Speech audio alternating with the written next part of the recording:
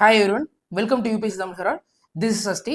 So போன வீடியோவில் நம்ம யூபிஎஸ்சிக்கான prelim scholarship exam Tamil Nadu government launch பண்ணியிருக்காங்களா, அதை பற்றின ஃபுல் டீட்டெயில் நம்ம பார்த்தோம்.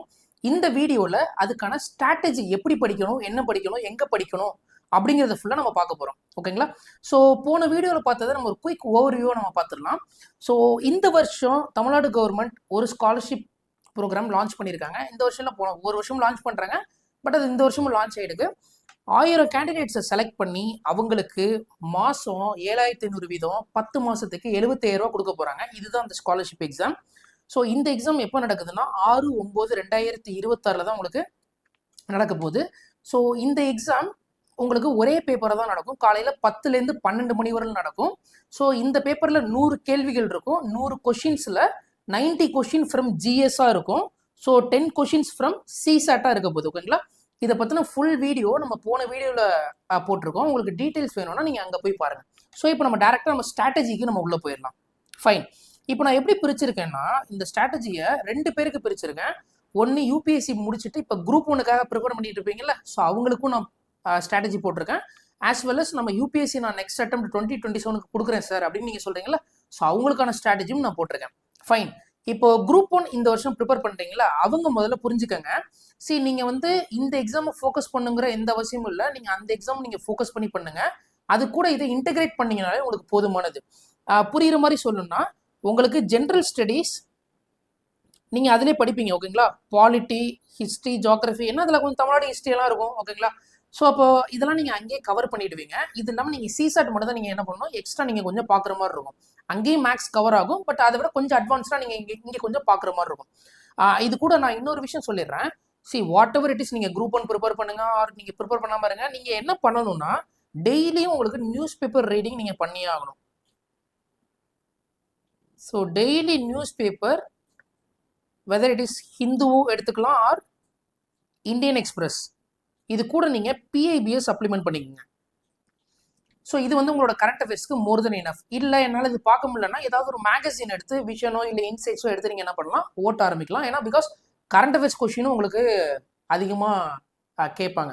அண்ட் இந்த வருஷம் வந்து யூபிஎஸ்சி வந்து சயின்ஸ் அண்ட் டெக்கை ஃபோக்கஸ் பண்ணதுனால மேபி சயின்ஸ் அண்ட் டெக்கை கூட என்ன பண்ணலாம், அதிகமாக கொண்டு வந்து கொஷின்ஸ் வைக்கிறதுக்கான வாய்ப்பும் இருக்குது. ஸோ அதனால் நீங்கள் வந்து அட்லீஸ்ட் வந்து கரண்ட் அஃபேர்ஸ் உங்களால் படிக்க முடியல, டைம் இல்லைனாலும் 2 subject environment and science and டெக்காவது நீங்கள் என்ன பண்ணணும், கொஞ்சம் டீட்டெயிலாக என்ன இருக்குது அப்படிங்கிறது நீங்கள் பார்த்தீங்கன்னா இந்த எக்ஸாமுக்கு அது உங்களுக்கு போதுமானது. இல்லை இதெல்லாம் மீறி எனக்கு டைம் இருக்குது அப்படின்னு நீங்கள் நினச்சிங்கன்னா, நீங்கள் வந்து ப்ரீவியஸ் இயர் கொஷின் இருக்குது பார்த்தீங்களா, அந்த கொஷின்ஸையுமே எடுத்து நீங்கள் சால்வ் பண்ணி பார்க்கலாம். ஸோ இது வந்து உங்களுக்கு இந்த எக்ஸாமுக்கு யூஸ்ஃபுல்லாக இருக்கும். ஃபைன். இப்போ நான் வந்து நெக்ஸ்ட் அட்டெம்ப்ட் நான் யூபிஎஸ்சி கொடுக்க போகிறேன் அப்படிங்கிறவங்களுக்கு நான் கிளியராக சொல்லிடுறேன். ஸ்டெப் பை ஸ்டெப்பாக போங்க. ஃபஸ்ட்டு வந்து உங்களோட சோர்ஸ் நீங்கள் என்சிஆர்டி கண்டிப்பாக நீங்கள் என்ன பண்ணணும், படிச்சே ஆகணும். ஸோ அதை ஒரு டைம் வந்து நீங்கள் ரீட் பண்ணிடுங்க, வாட் இஸ் வாட் அப்படிங்கிற லெவலுக்கு. அடுத்து உங்களோட ஸ்ட்ராட்டஜி என்ன இருக்கணும்னா, previous year question. So previous year கொஸ்டினை எடுத்துக்கிட்டு அதை நீங்கள் என்ன பண்ணணும், ஒர்க் பண்ணி பார்க்கணும். ஸோ ப்ரீவியஸ் இயர் கொஸ்டினை எப்படி தீம் வைஸாக எடுத்து நம்ம ஒர்க் பண்ணணுங்கிறத நான் வீடியோ ஒன்று நான் பண்ணி தரேன். ஸோ அதை பார்த்தீங்கன்னா உங்களுக்கு புரியும், பிவைக்கும் நம்ம எப்படி தீமாக பிரித்து எந்த அளவுக்கு ஒர்க் பண்ணணும் அப்படின்னு. அண்ட் இன்னொரு விஷயம், உங்களுக்கு நான் முதல்வன் போன வருஷம் நான் முதல்வன் இருந்துச்சு, அதில் விஷன் மிஷன்லாம் இருந்தது பார்த்தீங்களா, வீடியோஸ் போட்டுப்பாங்க. அந்த வீடியோஸ்குள்ளே போனீங்கனாலே அதுவே உங்களுக்கு ஒரு பெரிய சோர்ஸாக இருக்கும். ஸோ அதையுமே நீங்கள் என்ன பண்ணணும், இங்கே நீங்கள் கவர் பண்ணணும்.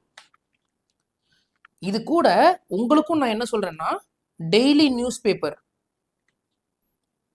ஹிந்து அல்லது இந்தியன் எக்ஸ்பிரஸ், இது கூட பிஐபி இதை சப்ளிமெண்ட் பண்ணிக்கோங்க. அண்டு அவங்களுக்கு சொன்ன மாதிரி தான் science and tech and environment ஏரியாவை கண்டிப்பாக ரொம்ப டீட்டெயிலாக நம்ம என்ன பண்ணணும், ப்ரிப்பேர் பண்ணி தான் ஆகணும் இந்த எக்ஸாமுக்கு. ஸோ நீங்கள் இன்னொன்று நல்லா புரிஞ்சுக்கோங்க, அடுத்த வருஷம் யூபிஎஸ்சி கொடுக்க போகிறேன் அப்படின்னு நினைக்கிற ஆஸ்பிரன்ஸ், ஃபார் எக்ஸாம்பிள் அடுத்து மேலே எக்ஸாம் வரும்னா அதுலேருந்து 50 நாளுக்கு முன்னாடி எப்படி ஒர்க் பண்ணுவீங்களோ அந்த மாதிரி ஃபுல் பிளெஜராக நீங்கள் என்ன பண்ணணும், ஒர்க் பண்ணணும். அப்போது இந்த இடத்துல சில பேருக்கு கொஷின்ஸ் வரும், சார் நிறைய பேர் வந்து மெயின்ஸ் எக்ஸாமுக்கு ப்ரிப்பேர் பண்ண சொல்கிறாங்க, நீங்கள் வந்து ஃபுல் அண்ட் ஃபுல் வந்து ப்ரிலிம்ஸ்க்கே ப்ரிப்பேர் பண்ண சொல்கிறீங்கன்னா நான் அப்படி மீன் பண்ண வரல. நான் இன்டகிரேட்டடாக கொண்டு போக சொல்கிறேன். புரியுற மாதிரி சொல்லணும்னா, நீங்கள் ஒரு நாளுக்கு 10 மணி நேரம் படிக்கிறீங்கன்னா இந்த 10 மணி நேரத்தில் ஒரு 8 மணி நேரம் நான் முதல்வனுக்காக, அதாவது இந்த தமிழ்நாடு ஸ்கில் டெவலப்மெண்ட் கார்பரேஷனுக்காக ஸ்பெண்ட் பண்ணுங்க. 2 ஹவர் மெயின்ஸ்க்காக எடுத்துக்கங்க. ஸோ எப்படி பண்ணலாம் அப்படிங்கிற ஐடியா நான் கொடுக்குறேன். ஃபார் எக்ஸாம்பிள் இப்போ ஏன்ஷியன்ட்ல இன்னைக்கு நீங்கள் இண்டஸ் வேலி சிவிலைசேஷன் படிக்கிறீங்க. வேதிக்கில் early Vedic period and later Vedic period இதெல்லாம் படித்து முடிச்சிட்டிங்கன்னு வைங்களேன் இந்த 8 மணி நேரத்தில். உடனே என்ன பண்ணுங்க, இந்த ஐவிசி அண்ட் வேதிக்கில் இருக்கிற மெயின்ஸ் பிஒய்க்குவை எடுத்து எழுதி பாருங்க. பார்த்தீங்கனாலே அடுத்த 50 டேஸ்க்கு இந்த ஒர்க்கை பண்ணுங்க, இன்டகிரேட்டடாக பண்ணுங்க. இப்போ ஜியோகிரஃபியில் ஒரு ஜியோமார்ஃபாலஜி எடுத்து பார்க்குறீங்கன்னா எர்த்குவேக் ரிலேட்டடாக படிக்கிறப்போ எர்த்குவேக் ரிலேட்டடான மெயின்ஸ் கொஸ்டின் எடுத்து அந்த 2 ஹவரில் வந்து ஒர்க் பண்ணி பாருங்க, which is more then enough. இப்படி நீங்கள் பண்ணுறப்போ நீங்கள் போத் ப்ரிலிம்ஸ் அண்ட் மெயின்ஸை இன்டகிரேட்டடாக என்ன பண்ண முடியும், உங்களால் ஸ்ட்ரீம்லைன் பண்ணி நீங்கள் கொண்டு போக முடியும். சில பேர் என்ன பண்ணுவீங்க, வெறும் ப்ரிலிம்ஸாக படிப்பீங்க, நான் முதல்வன் அப்படின்னு. அப்படி போகாதீங்க, அது டிசாஸ்டர் ஆகிடும். அதே மாதிரி சில பேர் என்ன பண்ணுவீங்க, யூடியூப்ல நிறைய ஸ்ட்ராட்டஜி வீடியோஸ் இருக்கு, இப்போ மெயின்ஸ் தான் படிக்கணும் அப்படிலாம் சொல்லியிருப்பாங்க. நீங்கள் அதை பார்த்துட்டு போனீங்கன்னா உங்களுக்கு ஃபினான்ஷியல் பேர்டன் வந்து உங்களுக்கு அவுட் ஆகிடும். அப்போது ஒரு விஷயத்த கிளியராக புரிஞ்சுக்கோங்க, ஆஸ்பிரன்ஸ் உங்கள் வீட்டில் ஃபினான்ஷியலாக எந்த பிரச்சனையும் இல்லை அப்படிங்கிற பட்சத்தில் நீங்கள் தாராளமாக எங்கே போயிடுங்க, மெயின்ஸ் ப்ரிப்பரேஷனை நோக்கி நீங்கள் மூவ் ஆன் பண்ணிடுங்க. ஸோ நீங்கள் இங்கே வரணுங்கிற எந்த அவசியமும் இல்லை. இல்லை சார் எனக்கு அடுத்த வருஷம் சர்வே பண்ணுறதே எனக்கு பெரிய பிரச்சனையாக இருக்குது, நான் என்ன பண்ணணும், ஸோ எனக்கு ஃபினான்ஷியலாக எனக்கு ரெக்கவர் ஆகணும் அப்படின்னு நீங்கள் நினச்சிங்கன்னா கண்டிப்பாக இந்த ஸ்ட்ராட்டஜி நீங்கள் ஒர்க் பண்ணிங்கன்னா உங்களுக்கு ஈஸியராக இருக்கும். புரியுதுங்களா? சரி, இப்போ ஃபார் எக்ஸாம்பிள் நான் மெயின்ஸுக்கு தான் ப்ரிப்பேர் பண்ண போகிறேன் அப்படிங்கிறவங்கள விட்டுறலாம். ஸோ இப்போ நான் முதல்ல ப்ரிப்பேர் பண்ணிவிட்டு நான் திருப்பி வரப்போ எனக்கு மெயின்ஸ்க்கான டைம் ரொம்ப கம்மியாக தானே இருக்கும் அப்படின்னு நீங்கள் நினச்சிங்கன்னா அப்படி கிடையாதுங்க. அப்படி புரிஞ்சுக்கோங்க. நீங்கள் முன்ன மாதிரி கிடையாது, எக்ஸாமோட பேட்டர்ன் மாறிடுச்சு. முன்னெல்லாம் என்ன சொல்லுவாங்கன்னா ப்ரிலிம்ஸ்க்கு லாஸ்ட் 3 மாதம் படித்தா போதும் அப்படின்லாம் சொல்லுவாங்க. பட் இப்போலாம் அப்படி கிடையாது. நீங்கள் ப்ரிலிம்ஸ்க்கு என்ன பண்ணணும், பயங்கரமான எஃபர்ட் போட்டால் மட்டும்தான் எக்ஸாம் என்ன பண்ணும், கிளியர் ஆகும். இன்னொன்று, உங்களுக்கு மெயின்ஸை விட ப்ரிலிம்ஸாக ரொம்ப டிஃபிகல்ட். நீங்கள் ஒன்ஸ் ப்ரிலிம்ஸை கிராக் பண்ணிட்டீங்கன்னா மெயின்ஸ் அது சின்ன சின்ன ஸ்ட்ராட்டஜிஸ் தான், அதை நம்ம பார்க்கலாம்.